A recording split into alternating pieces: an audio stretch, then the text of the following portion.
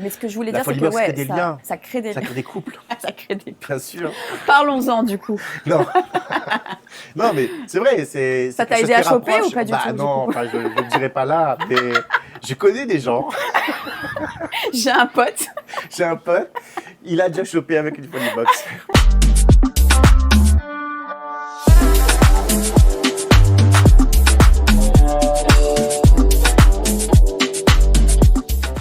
Bonjour Jérôme. Bonjour Marion.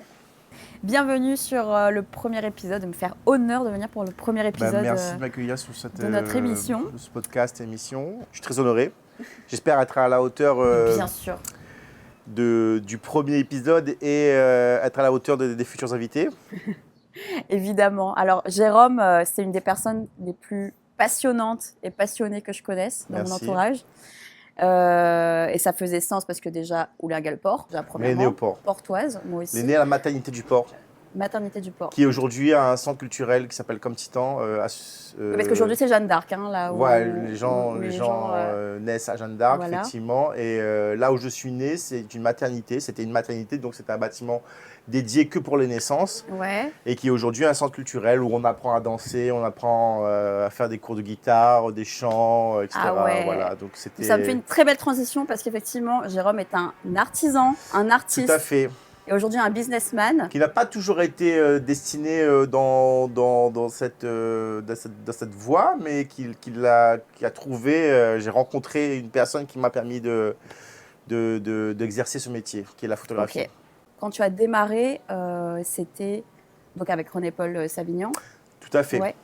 Qui est ton mentor depuis toujours, Ouais, en fait. qui est quelqu'un que je connais depuis très longtemps, depuis que j'ai 15 ans. Bon, parce qu'il a fait des photos, il photographie de mode, de ma sœur notamment, qui à l'époque était dans un mood de Miss Réunion, défilé, etc. Ouais.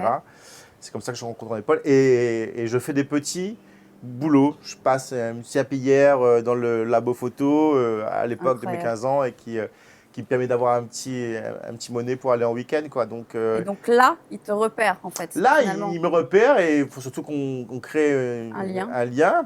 Et je ne suis pas totalement, directement, du moins, attiré par ce métier parce que je fais des études et je fais cette transition. Donc, je suis en étroite collaboration avec lui jusqu'au jour où une de ses assistantes décide de partir. Et c'est là ce qu'il me propose. Il me dit, bah, il y a un poste qui se libère. Est-ce que ça t'intéresse?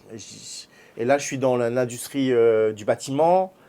Je suis en alternance, donc je ne gagne pas vraiment un salaire en plein. Donc là, il me propose un vrai salaire, un peu plus que le SMIC en plus. Donc là, c'est au moment où tu deviens photographe. Là, en fait. je deviens même pas photographe. Là, je Là, tu fais travaille.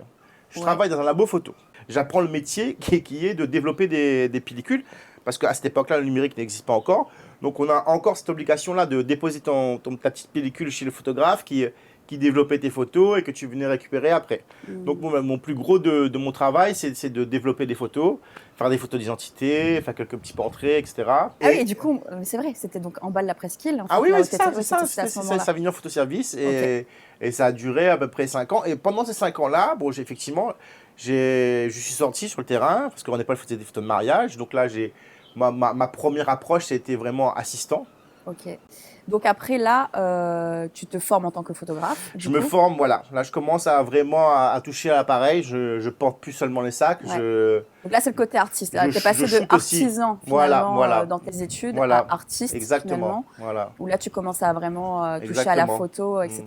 Et là, ça dure 25 ans, du coup. Oui, c'est l'arrivée du numérique qui fait que ça bascule en fait. L'arrivée du numérique, on ne l'a pas vu venir. Comme je te disais tout à l'heure, même Kodak n'a pas vu venir la chose. Donc, nous, on se prend une claque en pleine figure et on ferme. Comme Ok. 95% des labos Juste, au je monde. fais Oui. un petit... On va parler un petit peu de ces 25 ans de photographie. Donc, en fait, là, tu fais photographe pendant 25 ans. Exactement. Donc, tu fais beaucoup de mariages, Oui. je suppose. Donc là, tu vois énormément de Ah non, monde. c'est fou. Tu- C'est fou. tu- Oui. Oui. On rencontre entre 200 et 500 personnes par week-end. Ah, c'est fou. C'était Et le photographe, il y a 20 ans de ça, 25 ans de ça, c'était un personnage important. C'était un peu le personnage central. Bon, après les mariés, évidemment, mais c'était un peu le personnage central. Tout le monde voyait le photographe parce que tout le monde était attentif parce que c'est lui qui prenait en photo, donc tu devais te tenir.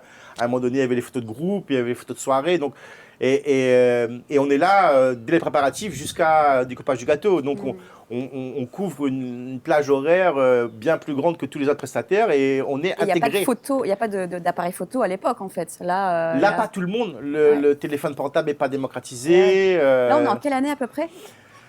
On est les années 2003-2005. Effectivement, rencontrer un tas de monde. Donc là, tu te fais un réseau de malades en fait. Exactement. Là, à ce moment-là, Exactement. c'est comme ça qu'on connaît Jérôme Picard. Oui, tout le monde connaît un peu ton visage. Voilà, je connais effectivement, il n'y a pas un endroit à La Réunion où j'arrive, je ne connais pas quelqu'un déjà, que j'ai déjà vu, que j'ai déjà fait son mariage, aussi bien au niveau des prestataires finalement, aussi bien au niveau des gens, de la famille, des mariés. Et c'est vrai que je connais toutes les salles de l'île, je connais, à force 25 ans de pratique, ça t'emmène un peu partout sur l'île, quoi. Donc on a fait des mariages à Mafat, à Sillaos, à Salazie, on est allé à Maurice une fois, enfin voilà, bref, pour l'époque, c'était quand même quelque chose d'assez exclusif. Jusqu'à dans les années 2000, 2015, 2014. Ok. Où là est née l'idée de la Folie Box. C'était dans un mariage, exactement. Ah ouais, c'est vrai, bien sûr. Et c'est vrai, ça, je t'ai jamais demandé. Comment c'est arrivé, en fait, c'est ça, l'idée même comme on est issu d'un labo photo, d'un studio photo, donc dans les mariages, on s'amusait à ramener des flashs. Moi, je m'amusais à ramener des flashs et à shooter les gens en flash. Donc, j'organisais un petit studio dans le coin du mariage, je disais aux gens, tout le monde passait, on faisait des photos. Et j'ai vu que ça plaisait beaucoup. Et comme ça me prenait du temps dans un mariage, parce que j'avais d'autres choses à faire, j'ai photographier les mariés, la danse, le gâteau, truc machin, nanana. Donc j'ai mis l'appareil photo sur pied. Et dans la même époque, il y a une télécommande qui est sortie, qui était adaptée à mon boîtier. Et donc, je trouvais ça génial. Et j'ai mis une télécommande aux mains des gens qui voulaient se faire photographier. Et donc, c'est devenu un espèce de spot photo autonome. L'ancêtre de Foliebox. Et là, j'ai vu les gens s'éclater. Tu vois, le fait de pouvoir commander eux-mêmes, clac, appuyer sur les trucs, et c'est eux qui faisaient les flashs. Mais ils étaient fous, quoi. Ouais. Et puis les gens. C'est vrai que c'est une autre expérience qu'avec un photographe. Là, on est déjà dans l'ère du numérique, donc là, on y va. Là, l'arrivée du numérique, ça nous a changé totalement la façon de travailler. Avant, on faisait un mariage avec des pellicules de 36 poses. On partait avec 10 pellicules de 36 poses, on faisait 360 photos. À l'arrivée du numérique, on a explosé les compteurs. C'était 3000, 4000, 5000 photos. Tu vois, tu n'avais pas de limite concrètement parce que c'était du numérique. Et donc, on a vu cet engouement. Ça, c'était dans les années 2010-12. Et tout de suite, on s'est dit, waouh, il y a un truc à faire. Et c'est toujours René Paul, la locomotive du projet Foliebox à l'époque. Et il décide de se lancer fin 2013 dans la fabrication d'un premier prototype. Où là, on teste, on fait, et on apporte tout notre savoir-faire qu'on a en termes de photographe et moi en termes de dessinateur. Donc, la conception, ça, là, un petit peu, voilà, c'est ça. C'est là où le lien on peut comprendre en fait. De tes études de soudure. Voilà, parce que en fait, tout fait sens là. Tes études de soudure, de dessin, de ta carrière de photographe, voilà. ton côté artisan, où tu as envie de faire tout toi-même. Parce que tout s'est mélangé. Voilà. Et il y a un truc qui est assez incroyable quand même, et je te dis à chaque fois, c'est dans ta box. En fait, tes box ont été fabriquées de A à Z. Bien sûr, à La Réunion. En fait, tu as, quand on ouvre une box, il y a des fils de partout. Mais c'est côté artisan en fait. Et tu as voulu mettre le réflexe, donc un super appareil photo pour pouvoir faire des photos de malade, parce que tu pouvais pas de toute façon te contenter d'avoir un photomaton que tu achètes en Chine et que tu revends comme plein le font à La Réunion. Oui, à l'époque ça n'existait pas, en plus c'était pas démocratisé comme ça déjà, tu vois, donc il a fallu fabriquer notre propre système. C'est ça. Et en plus, le fait de fabriquer le propre système, ça a créé un produit de luxe finalement. Exactement. Où le produit est peut-être parfait. pas de luxe, mais de qualité.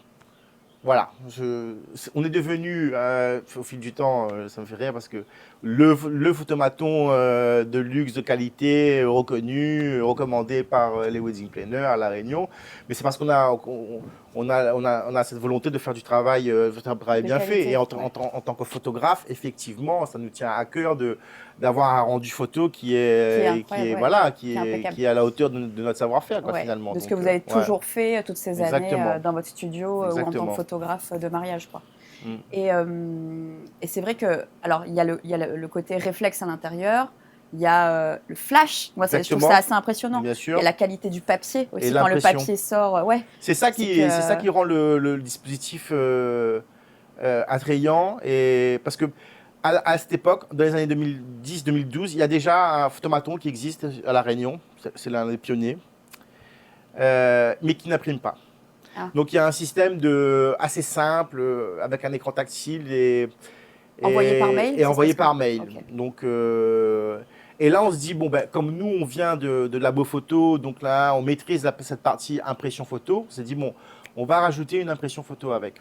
Ce qui rendait la tâche bien plus compliquée, bien plus lourde. Ça a rendu le dispositif beaucoup plus lourd. Mais on a fait quand même, et on a vu, dès la première utilisation, c'était 17 octobre 2014, au Mille Coco. Ah, mais ça va faire 10 ans pile. Exactement. Incroyable. On est dans la 10e année. J'ai vu les gens s'amuser. J'ai vu les gens s'amuser, faire des photos, repartir avec une photo dans les mains. J'ai vu cette jeune génération qui n'ont pas connu le papier photo, qui trouvaient ça génial, qui en faisaient plein. Et j'ai vu cette génération, j'ai vu une grand-mère faire une photo et se retrouver avec une photo entre les mains et de me voir, de me regarder, me dire, monsieur, mais c'est incroyable cette photo parce qu'elle a perdu contact. Donc ça fait 10 ans que le numérique est arrivé et les gens n'impriment plus de photos. Ouais. Toutes les photos se retrouvent à travers les écrans, à travers un téléphone, à travers un ordinateur. Tous ces outils qu'elle ne maîtrise pas. Elle n'a pas d'ordinateur, elle n'a pas de portable, elle n'a pas de tablette. Elle a connu la photo physique qu'elle tient dans les mains et qu'elle a perdu de vue et qu'elle retrouve là. Et là, il se passe un truc incroyable. Il y a un déclic. Je me dis, non, et là, elle voit la photo dans ses mains. Elle me dit, mais monsieur, c'est extraordinaire. Il me faut une deuxième, une troisième pour que je puisse envoyer à mes petits-enfants qui sont en métropole. Parce que pour elle, la photo, c'est physique. Et tu mets dans une enveloppe et tu envoies en courrier ou soit tu mets une carte postale. Ça peut être que fait comme ça pour elle, bien sûr. Et c'est là que j'ai vu, je dis, waouh, il y a un truc qui s'est passé. Et effectivement, le fait de pouvoir imprimer des photos, et jusqu'aujourd'hui, c'est notre discours de notre cheval de bataille, c'est les photos sont illimitées. Parce que tu t'amuses, ça imprime pendant tout le temps de l'événement. Parce qu'il n'y a pas de retenue, parce qu'on ne peut pas te dire, ah, il y a 10 photos, il y a 100 photos, au bout de 100 photos, il n'y a plus, non, les gens... tu as pu connaître à l'époque. Voilà, les gens s'éclatent de ouf. Et ce rapport physique avec la photographie a été retrouvé à travers cette machine qui est la Foliebox et qui a plu de ouf, quoi, finalement. Et ce qui permet de faire tenir le système jusqu'à aujourd'hui, parce qu'on aurait pu croire un effet de mode, ça aurait pu passer à un moment donné. Voilà, donc, entre-temps, il y a plein de systèmes qui sont sortis, mais ça n'a pas détrôné le photomaton. Le photomaton qui imprime une photo reste toujours l'activité, l'animation phare d'un mariage. Ouais, c'est ça, c'est devenu une animation. Alors exactement. Que le photographe, il est là, quoi qu'il arrive. Bien sûr. Il est là pour les souvenirs. Le photographe n'est pas en concurrence avec le photomaton. Le photomaton n'est pas en concurrence avec le photographe. Complètement. Un photographe va faire un travail de terrain, ira à la mairie, ira à l'église, ira aux préparatifs des mariés, ce que je ne peux pas faire avec un photomaton. Combien, même si j'arrive à déposer le photomaton à la mairie, mais il ne fera pas le job d'un photographe. Il ne se placera pas, il ne parlera pas. Il y a un échange avec les mariés qui est très, très important. Ouais, bien sûr. Pardon. Il y a ce truc qui existe et qui justement n'existe pas à travers la machine et qui permet aux gens de s'éclater. Donc quand j'arrive en soirée et que je vois des collègues photographes qui me voient, qui me disent « Waouh, ah t'es là ce soir Jérôme, c'est cool », ça les décharge quelque part d'une tâche. C'est-à-dire que s'il n'y a pas de photomaton, les gens sollicitent le photographe. Ah, viens faire une photo de moi et mon cousin. Un peu n'importe qui peut l'interpeller. Or que là, il y a une machine, hop, ils iront directement sur la machine. En plus, elle est imprimée tout de suite. Donc, c'est clair. Et il y a aussi, je trouve que ce qui est hyper intéressant avec ce que tu vends, en fait, c'est que c'est un produit marketing, en fait. Finalement, bien sûr. Alors, produit marketing, et je vais inclure dedans produit émotion. Parce qu'en gros, les gens vont imprimer. Alors déjà, expérience, il y a une expérience. Donc les gens vivent un moment de ouf, puisqu'on est à un mariage, on est à une inauguration, c'est un peu moins. Oui. Ça lie moins les gens, mais tu vas avoir. Mais ça lie quand même mariage. les gens. Oui, c'est vrai. Ce que tu dis est vrai, dans le sens, c'est vrai que le mariage, on est en famille et c'est plus fraternel, mais en entreprise, on est entre collègues. C'est vrai. Oui, ça permet des rapprochements que tu n'oserais pas. Moi, j'ai vu des patrons, des PDG faire des photos avec le livreur parce qu'ils étaient là devant un photomaton dans une ambiance de fête et que tout de suite, ça casse cette barrière et ça crée des liens. C'est vrai. Mais ce que je voulais dire, c'est que ça crée des liens. Ça crée des couples. Ça crée des couples. Bien sûr. Parlons-en du coup. Non. Non, mais c'est vrai. Ça t'a aidé à choper ou pas du tout? Non, je ne le dirai pas là. Mais je connais des gens. J'ai un pote. Il a déjà chopé avec une funny box. C'est le truc très bête. Quand on fait une photo, souvent on dit allez, on fait une photo, un bisou, un truc machin, et ça part de là. Du simple fait de se rapprocher, de se tenir dans les bras, ça permet de casser une barrière que tu ne peux pas casser ailleurs, quoi. Je veux dire, tu ne peux pas discuter avec quelqu'un et dire je te prends dans mes bras. Non, ça ne marche pas comme ça. Mais par contre, si on voit on va faire une photo, viens, on se prend dans les bras. Viens, on fait un bisou. Tu vois la photo du bisou, tu vois, c'est un truc bête, mais ouais. C'est vrai.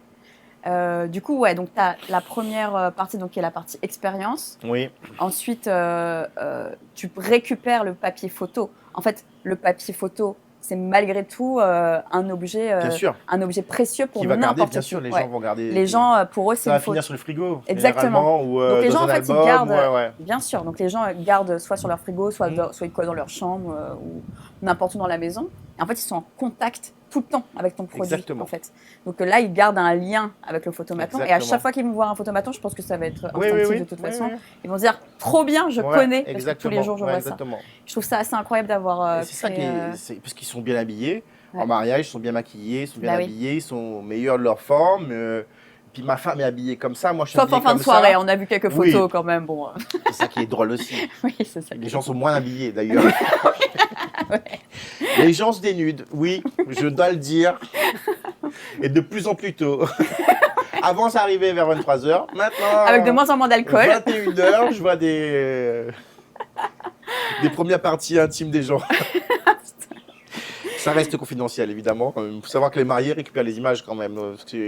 Ah oui, c'est ça. Maintenant, il y a la nouveauté, c'est qu'ils croient qu'il y a une machine, qu'il n'y a rien qui se passe. Non, mais tout est gardé en mémoire. Donc, dites-vous bien que si vous faites une photo comme ça, elle va finir aux mains des mariés. Après, bon, généralement, si vous êtes invité à un mariage, les gens vous aiment bien. Donc, ils ne peuvent pas faire pression par rapport à ça. Donc, c'est bien.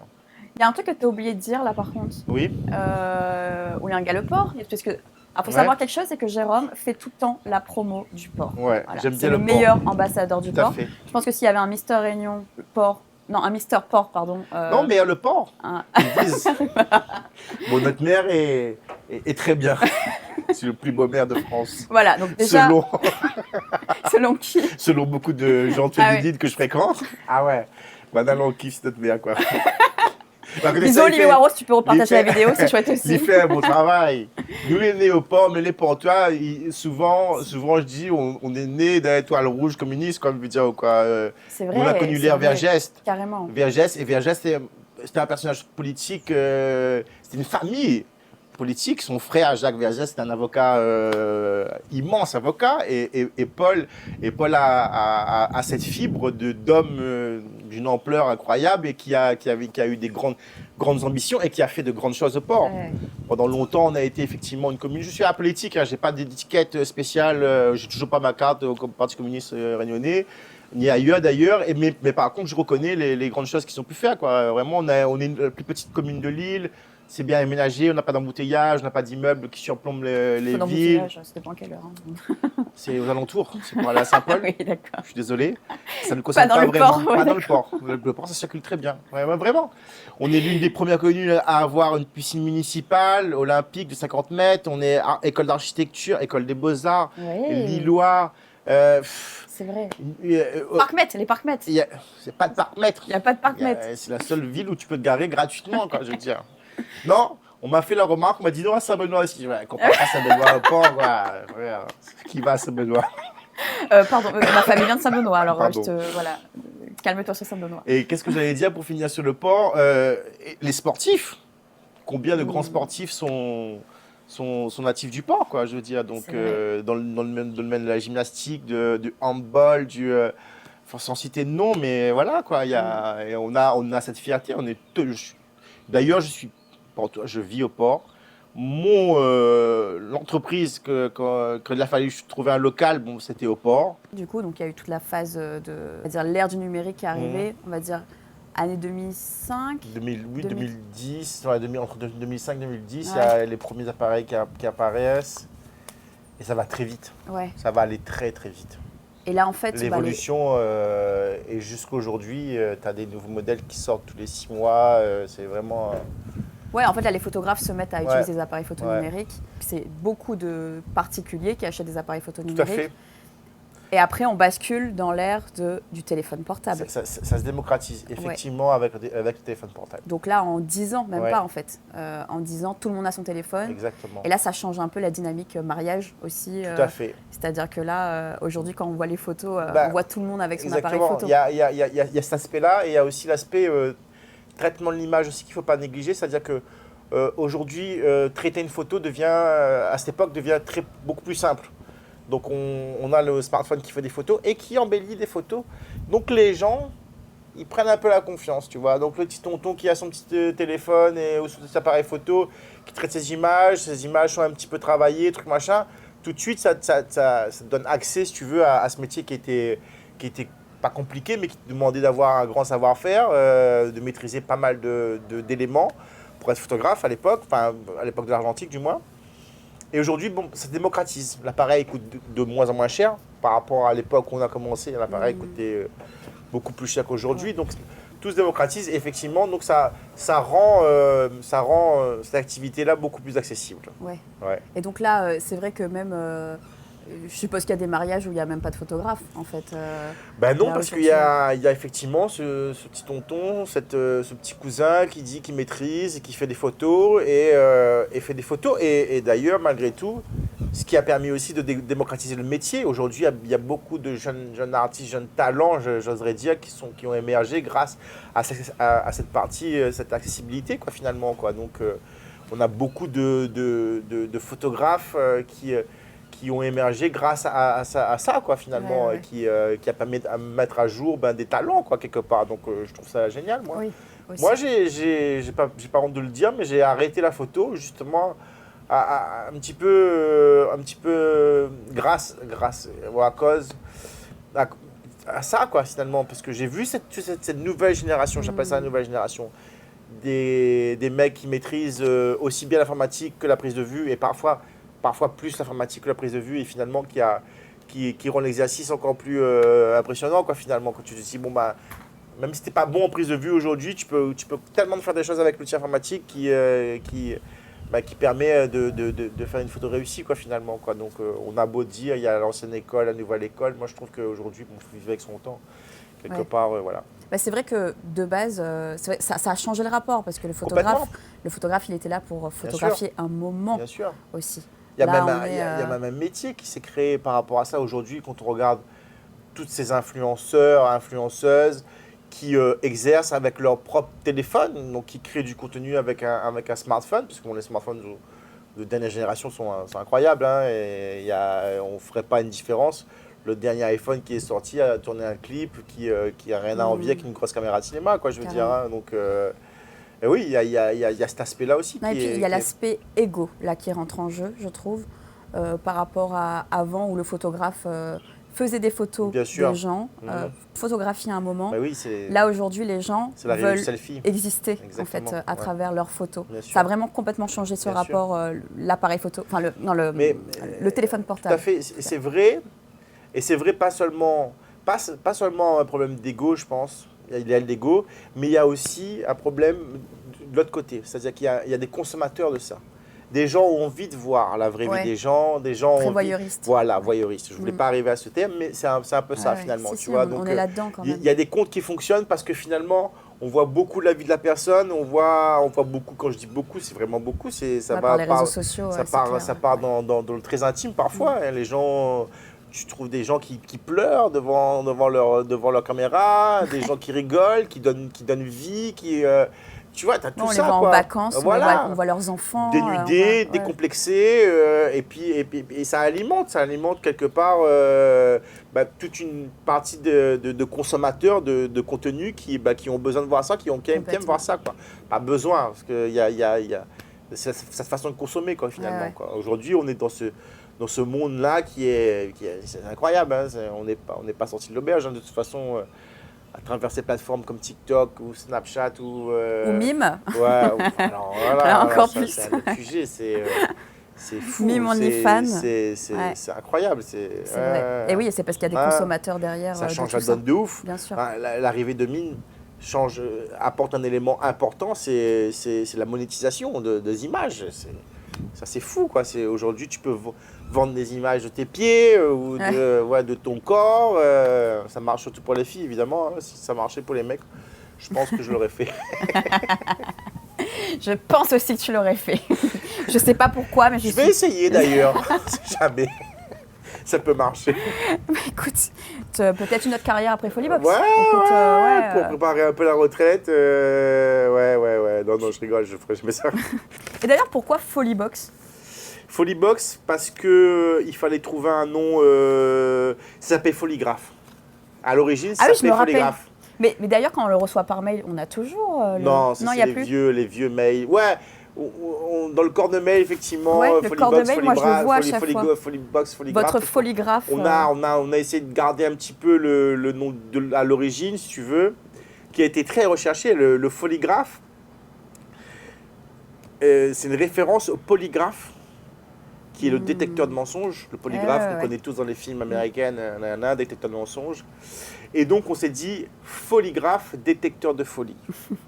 Mais c'était trop intellect. C'était bien trop. J'étais obligé de l'expliquer à chaque fois, dire aux gens ouais, vous savez, Foligraphe, c'est en rapport avec le polygraphe, donc ça ne marchait pas. Et j'ai un pote, pour pas le nommer, Jean-Noël, qui me dit ouais, il est nul ce nom, il est trop grand, on ne comprend pas et tout. Donc il faut chercher quelque chose de plus smart, plus. Commercial. Voilà, plus commercial. Et c'était à l'époque des box beauté, c'était à l'époque des box de Canal Box. Tout était en box. Les salles de gym en box, ces trucs, bref. Et je me suis dit, Foliebox. On a fait un brainstorming et c'est sorti, Foliebox. On gardait le côté folie et le côté box. Et elle porte tellement bien son nom parce que les gens se lâchent tellement. Ouais, c'est vrai. Ça révèle la folie de tout le monde, quoi. Vrai, tu te lâches. Oui, un peu d'alcool qui révèle la folie lors de tes événements. Mais pas seulement, tu vois, franchement, les gens, tu vois, le fait d'être sur les projecteurs, de se faire prendre en photo, de voir la photo, de l'avoir imprimée, tu te dis, ah ouais, tu y retournes, quoi, tu vois, et tu te dis, vrai. Bon, on va se laisser un peu plus aller, on va se lâcher, et c'est ça qui fait que ça fonctionne, quoi, je pense. Ouais, carrément. Et c'est vrai que tu as d'autres produits à côté que tu vends. Donc, il y a la Foliebox, mais il y a aussi le Polaroid. Effectivement, le Polaroid est venu très récemment accompagner un petit peu la Foliebox. En fait, je me suis dit, on va pouvoir rendre la chose plus accessible, permettre aux gens de faire des photos et les imprimer tout de suite à travers le Polaroid, qui est revenu à la mode. Hein, j'ai rien inventé, toujours. Le Polaroid fait un grand retour. L'analogique, l'argentique fait un grand retour de façon générale. Ouais. Aujourd'hui, de plus en plus, les gens photographient avec des pellicules, etc. Et étant laborantin, photographe de métier, de passion, je me suis dit, voilà, pourquoi pas. Ça s'est démocratisé, ça aussi s'est démocratisé. Donc, les recharges, les photos Polaroid étaient beaucoup plus accessibles aussi. Donc, j'ai acheté une gamme d'appareils photo instantanés que j'ai mis à disposition avec des recharges et que je propose un service un petit peu clé en main. Tu viens récupérer ton appareil photo, tes recharges, tu pars en week-end avec, tu fais des photos. Là, tu t'amuses avec tes amis. Ça permet d'avoir un accès effectivement à de la photo instantanée sans passer par un photomaton qui est beaucoup plus lourd, beaucoup plus coûteux aussi. Ouais. Ok. Ouais. Très bien, on touche à la fin de ce premier épisode. C'est passé tellement vite. C'est passé vite. Merci beaucoup en tout cas Jérôme. De rien, franchement. On te souhaite le meilleur en tout cas pour la suite. Ouais. C'est vrai que Foliebox, moi je t'ai connu à tes débuts aussi. Tu n'avais même pas repris la boîte. C'est vrai. Parce que oui, il y a autre chose qu'on a oublié d'expliquer, c'est que j'ai racheté Foliebox en 2019, effectivement. René-Paul m'a proposé de racheter Foliebox, c'est l'opportunité de ma vie complètement. Mais j'ai mis tous les moyens de mes côtés pour pouvoir le faire. Et c'est surtout lui qui a eu un incroyable de pouvoir vendre une entreprise dans l'événementiel 2 mois avant le confinement total, parce que ceux qui étaient déjà dans un élan d'entrepreneuriat dans ce monde-là, avec des locaux, des employés, trucs machin, de se retrouver sans travail du jour au lendemain, c'était compliqué. Bien sûr, j'imagine. Ok, merci beaucoup Jérôme. C'était super de t'avoir avec nous dans ta journée hyper chargée d'entrepreneur. On retourne aux livraisons et récupération de machines. Oui, parce qu'en fait, ce que les gens ne savent pas là, c'est qu'en fait, on a décalé à 4 heures en avance le tournage. Qui a changé. Parce qu'il y avait beaucoup de 2 autres événements qui se sont ajoutés à ta journée. 3 même, 3. Donc donc on va te laisser et passer une très bonne journée. C'était bien cool, franchement, merci. Je ne pensais pas que l'exercice aurait été aussi plaisant. On est dans un super beau cadre là. On est à Cannes d'ailleurs. On va remercier l'hôte qui nous reçoit. On a un super hôte qui nous reçoit là, qui prend soin de nous depuis tout à l'heure. Merci beaucoup Jérôme. Merci à toi Marion et je te dis à une prochaine. À bientôt. Bien sûr.